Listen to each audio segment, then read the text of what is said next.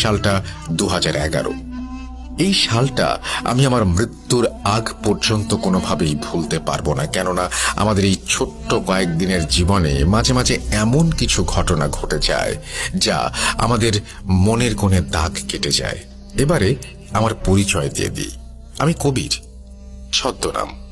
আমি পেশায় একজন আর্কিটেক্ট। বর্তমানে আমি একটি বেসরকারি প্রতিষ্ঠানে ভালো একটি অবস্থানে চাকরিরত অবস্থায় আছি। আমার জীবনের এই কালো অধ্যায়ের শুরু যেভাবে হয়েছে আমি সেভাবেই বলছি। আমার পরিবারে আমার বাবা মা, আমার এক বড় বোন আছে। আমার বোনের নাম তরি। আমি পরিবারের সবার ছোট হওয়ায় সবার আদর ভালোবাসাও পেতাম অনেক বেশি। আমার বোন আমাকে অনেক বেশি ভালোবাসত। আমার বোন আমার থেকে 4 বছরের বড়। তিনি একজন ডাক্তার। আমার ঘটনার সাথে আমার বোন সরাসরিভাবেই যুক্ত। আমি পরিবারের সব থেকে ছোট সদস্য হওয়ায় ভালোবাসার পাশাপাশি আমার বোনের কাছ থেকে প্রায় সবসময় কিছু না কিছু উপহারও পেতাম। আমার জন্মদিন হলে তো কথাই নেই।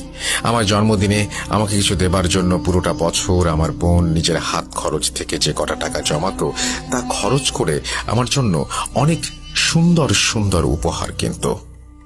আমি অবাক হয়ে যেতাম, কেননা সে নিজেও তখন মেডিকেল কলেজে পড়াশোনা করছে, তবুও এতভাবে কষ্ট করে টাকা জমিয়ে অনেক দামি দামি সব উপহার নিয়ে আসতো। আমি অনেক খুশি হতাম এতে। আমার 21তম জন্মদিনের আগে আমাকে আমার বোন কাছে এসে জিজ্ঞাসা করে, তো তোর তো আর 4 দিন পরেই জন্মদিন, কি চাস আমার কাছে? দেখে দেখতে তুই 21 বছরে পা দিচ্ছিস, বিশ্বাস হয় না। কত ছোট ছিলি তুই। আচ্ছা বলতো কি চাই তোর?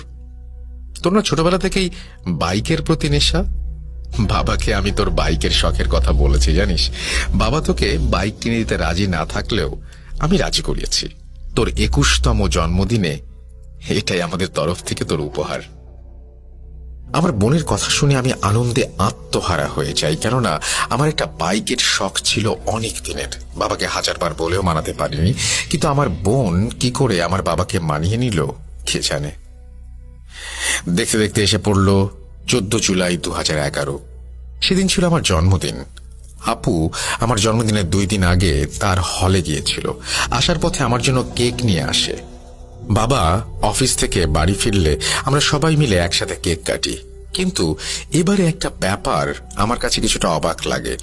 এর আগে প্রতিবার আমার জন্মদিনে আমার বোন আমার গায়ে কেক মাখিয়ে দিয়েছে, কিন্তু এবার যেন আমি ভিন্ন এক চিত্র লক্ষ্য করি।